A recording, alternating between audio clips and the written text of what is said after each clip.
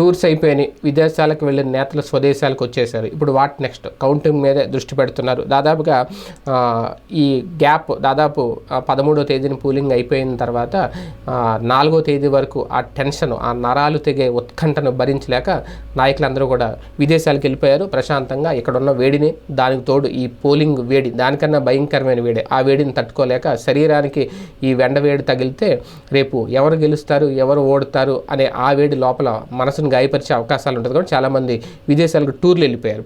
19 నుంచి 28 వరకు అమెరికా టూర్లో ఉన్నారు చంద్రబాబు నాయుడు గారి ప్రచారం అయితే ఉంది.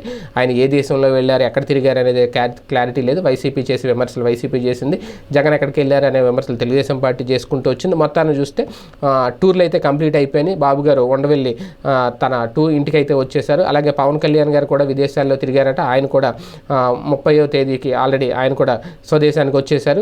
ఉండవెల్లిలోని ఆయన నివాసంలో ఉన్నారు. ఇప్పటికే కార్యకర్తలతో కూడా భేటీ అవుతున్నారంట. ఏం చేయాలి ఏంటి అనే సంకేతాలు కూడా ఇస్తున్నారు. కౌంటింగ్ రోజున ఎలా ఉండాలి, ఎలా సమన్వయంగా ముందుకు వెళ్ళాలి అని. అయితే ఈ నేపథ్యంలోనే చంద్రబాబు నాయుడు గారు అలాగే పవన్ కళ్యాణ్ ఇద్దరు కలిసి ఒక భేటీ కూడా కాబోతున్నారు రేపు. ఎందుకంటే కరెక్ట్గా పోలింగ్ జరిగి 18 రోజులు అవే అవుతున్న నేపథ్యంలో గ్రౌండ్ లెవెల్ నుంచి ఎలాంటి అధ్యయనం చేశారు, ఎలాంటి సమాచారం వచ్చింది, ఇవన్నీ కూడా చర్చించబోతున్నారు.